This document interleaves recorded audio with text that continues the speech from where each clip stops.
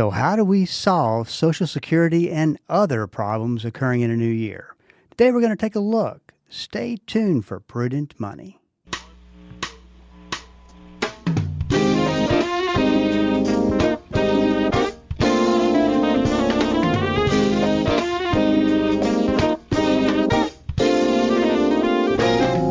Good afternoon and welcome to the Prudent Money Radio Show. I'm your host, Bob Brooks. Thank you so much for joining me today. You know I do appreciate it.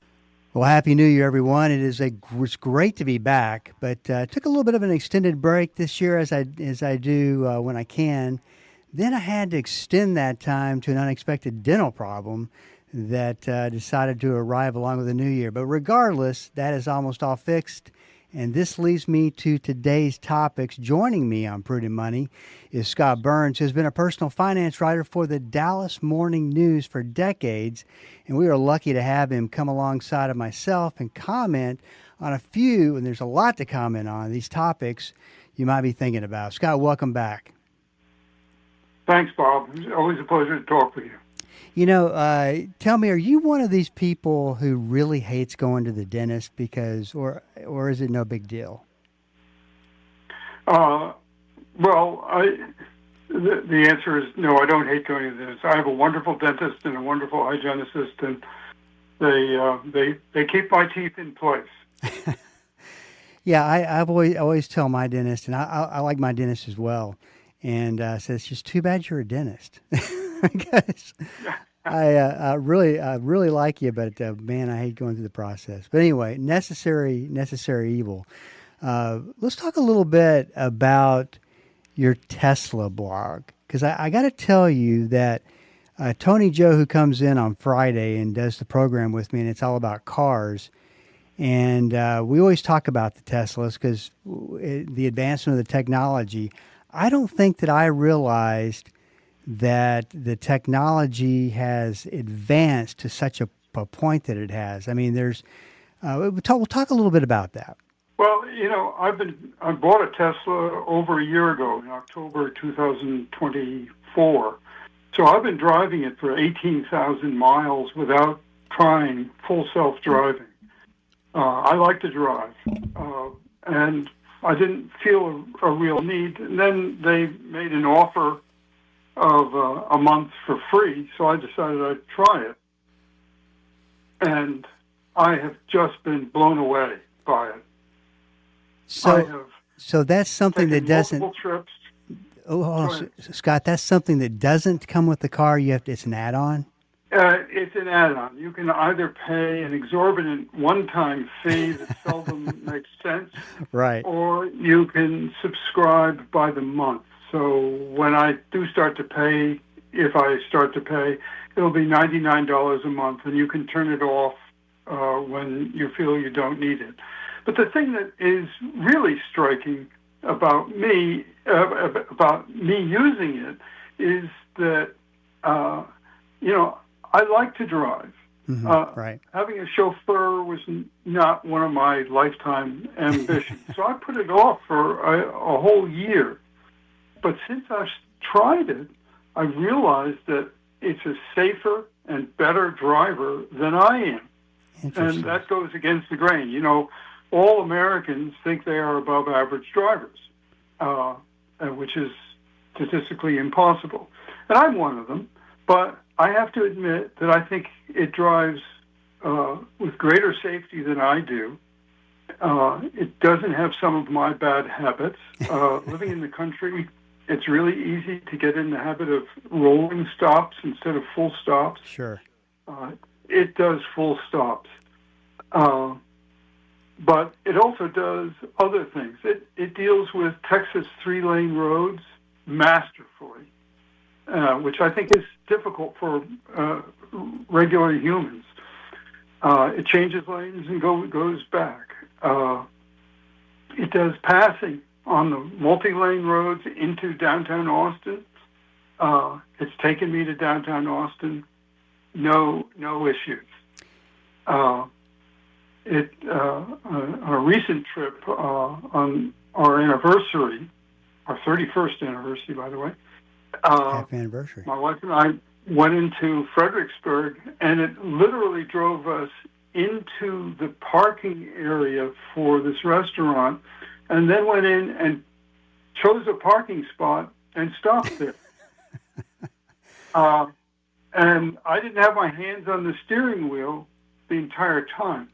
So it's really stunning.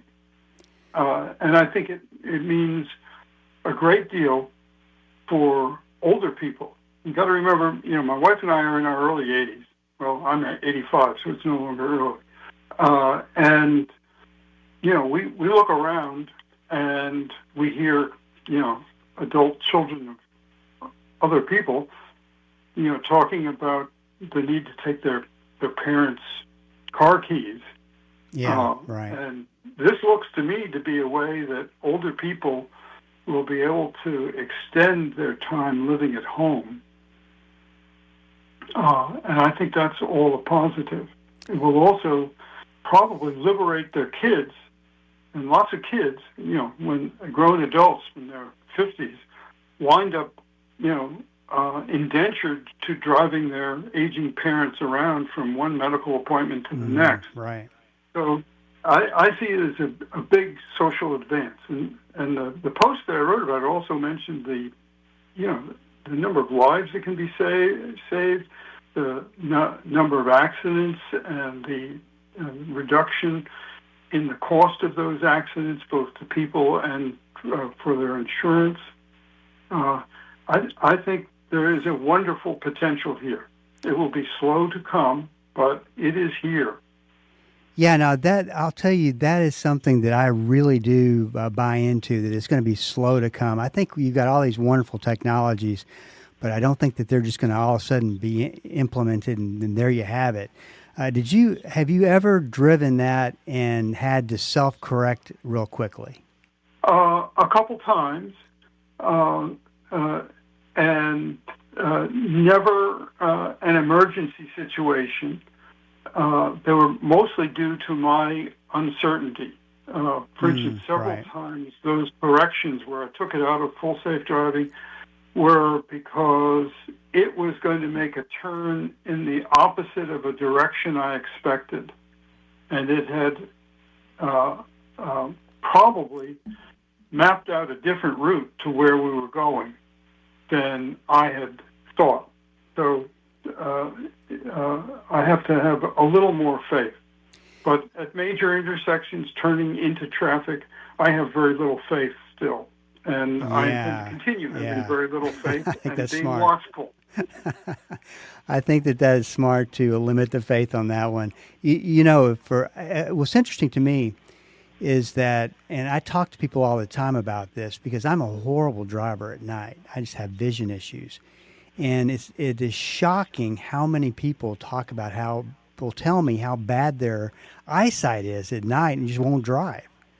And this could go a long way. But what's interesting, Scott, is that all you hear or read about when it comes to the Teslas is the accidents. That's why I'm so surprised. You never hear the good things about like you wrote about. Well, that's journalism for you. If it bleeds, it leads. Right. This is Bob Brooks, and you are listening to the Prudent Money Radio Show. I'm talking to personal finance writer Scott Burns, and if you want to go to a great website and enjoy yourself reading some great blogs, scottburns.com is where you go. Let's talk about not such a great a topic, but one that I still think people got a lot of questions about, and it's a topic, Scott, that somebody needs to get busy trying to fix it instead of doing other things that we're doing. But let's talk a little bit about Social Security as we look into the new year. You recently wrote about a few suggestions that would fix the problem, which I want you to get into. But first, explain, give us an idea as to why we even have a problem with Social Security to begin with. I mean, it dates back decades, but I think it's important for people to have a little bit of a refresher. Bob, the financial problems with Social Security date from day one. From its inauguration, it was underfunded. It was basically promising a pension and it started to deliver pensions very early, but the money hadn't accumulated. So it's always been a pay-as-you-go program with very small surpluses. The surpluses that did build up were only enough basically to cover glitches in the economy, and not very big glitches at that. In other words, if employment slowed down and contributions slowed down, there would be enough money to cover a period of, a few months or so. So it's never been funded. That issue has been aggravated by the fact that the benefits have been improved over the years. They're now significantly better than they were when the first payments were made.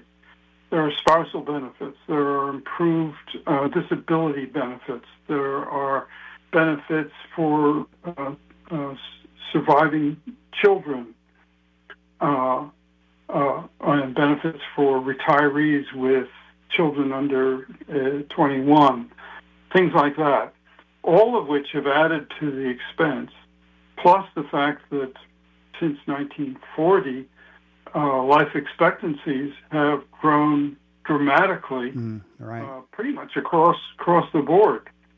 I mean, I'm 85, okay? And I was born in 1940. My life expectancy as a white male at that time was about age 60. So here I am, 25 years past my life expectancy. Now, that doesn't mean everybody dies at age 60 if they were born in 1940. It just means that half of all those born in that year are likely to have died, and half will live longer. Well, I'm the long tail on this at this point, and proud of it, but and quite grateful for it. Yes, very grateful. So that has also created a spending issue because we've been reluctant to increase the tax all along. And it has been dramatically increased, but it still hasn't been increased enough to account for all of the things I've just mentioned. And people get weird about Social Security. They tend to what a counselor would call catastrophize. It's either going to be here or it's going to be a complete disaster. And that isn't the case. We've had numerous issues with Social Security. I can go into them in detail, but let's not, at least for the moment. But usually there are transitions for people who are already collecting benefits, and that's a good thing. I'm particularly grateful for it. So is my wife. Sure. Because it means that whatever comes is not likely to affect us immediately. I cannot say the same for our adult children who are now approaching minimum age for Social Security, and I can't say that for our grandchildren, about whom I'm very concerned, because they're going to get the short end of the stick. Yeah, a couple of comments. I mean, I think that I agree with you. When looking at these numbers, a lot of it's, of course, politicized, but I think it's fixable. I think there's a lot of different ways we can fix it, and I think it deserves to be fixed. It's interesting you bring up your kids and grandkids, because I always try to figure out, who do you think has the biggest problem age-wise? I mean, is it people 50, citizens 50 and under? What do you think is the kind of that level? If you're above it, you'll probably never see it go away or reduce. If you're below that, you got a real problem. I think anyone who is of retirement age is relatively safe in that they are likely to be protected one way or the other, because the political consequences are simply too horrifying. And so the younger you are, than age 62, the more at hazard you are. And this is particularly the case when you add in health care. Well, supposedly when I turned 66, the whole thing crashes and burns. So this is what I did the math. Maybe I shouldn't have done the math. But that's the catastrophizing thing. Right, Bob. right. Here's a website that let's have readers go to. It's crfb.org. That's crfb.org. It's a website sponsored by the Committee for a Responsible Federal Government, and they have a tool on it called the Reformer, where you can interact with a variety of policy choices to see if you can close the gap between Social Security spending and revenue. And they have changes to the benefit formula, they have changes to revenues, they have the possibility of other benefits that have been selected, that have been proposed. And very casually, I went through, picked a few, and it went from being underfunded to being 123% funded. I picked 7 changes, none of which were gigantic. One was raise the age of full retirement benefits to 69 and then index it to life expectancy. That sounds like a no-brainer. Yeah. Another was index the cost of living index changes to change CPI. Another was calculate benefits based on the highest 40 years of work for at least some workers, as opposed to 35 years. Another was to repeal the retirement earnings test. In other words, if somebody works after they retire, don't take away their benefits. It actually turns out to have a small positive result. It closes 1% of the gap. And there are 3 others, but they're just fiddling. And none of them are earth-shaking. So this is a problem that can be solved if we have a working political process. The trouble is we don't have a functional working political process. I mean, when you think about it, it's kind of like a political landmine, and everybody stays away from it, or it seems that way.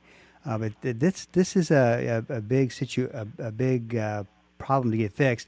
You wrote about one of your ideas. Talk a little bit about what you came up with. Oh, well, this is a different idea. It's to basically start a program that would take 75 to 100 years to eliminate the need for the employment tax. You would need it for that 75 to 100 years, but basically you would provide a fund for each child at birth.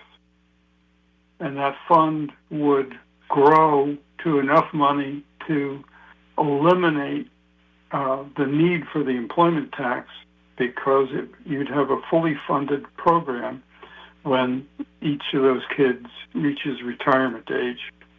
The math is not demanding. I did it almost as a joke, using my alter ego, the Supreme Grand Poobah, who, unlike me, can actually do things. And it's been kind of encouraged by Michael Dell. Mm-hmm. He signed on and gave, I think it's $5.6 billion to a selected group of kids that couldn't be from affluent areas, and contributed to the Trump plan. I think that's kind of showy and problematic because of all the limitations on it, and it doesn't really deal with the biggest tax that most Americans pay, which is the employment tax. But it can be funded simply by encouraging wealthy people to give to a century fund, basically a sovereign fund that will provide Social Security. To give you an idea of how easy this is to do, last year the figures are available for Americans gave over $500 billion to different charities. We would need less than $40 billion per year, starting now, to fund a year by year, over 75 years, to build for a future fund for future generations. And I think that's a noble goal. It would not affect people who are wage slaves all of their lives and afterwards, after their working lives. It would only affect the people who were profoundly fortunate in that they had very large estates, and they could be encouraged with a tax incentive. So it's doable. Our problems are solvable.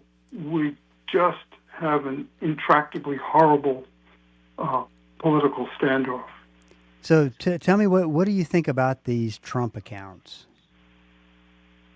Well, I think that they're like a lot of Trump things. They're lots of noise, lots of gesture, but they, tell me that they solve a problem. Identify a problem, suggest a solution. These are just gestures. They're like a lot of the tax changes that came in the one big beautiful bill. The offer was to end the taxation of Social Security benefits for retirees. Well, that didn't happen. A little bit of it happened indirectly. The offer was to end the taxation of tips. Well, that had some hooks on it too. So, I want to see a Congress identify a problem and then work towards solving it, not fiddling around with it. And that's what we have. We have a bunch of fiddlers and finaglers and grandstanders. I'm tired of it. Yeah, it is something needs to change. That excuse me, that is for sure.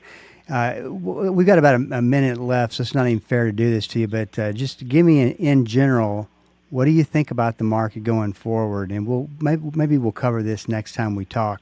But it's to me, it's getting so overvalued. The risk level is going up. What do you think? I'm with you entirely. That doesn't mean it won't continue going up for another year, but all the statistics that have been kept on historical performance show that when you buy at this level of overconfidence, the odds are that you will have a below average return 10 years from now. And so over that period. So we can't say that the market is going to go into a nosedive. That's more catastrophizing.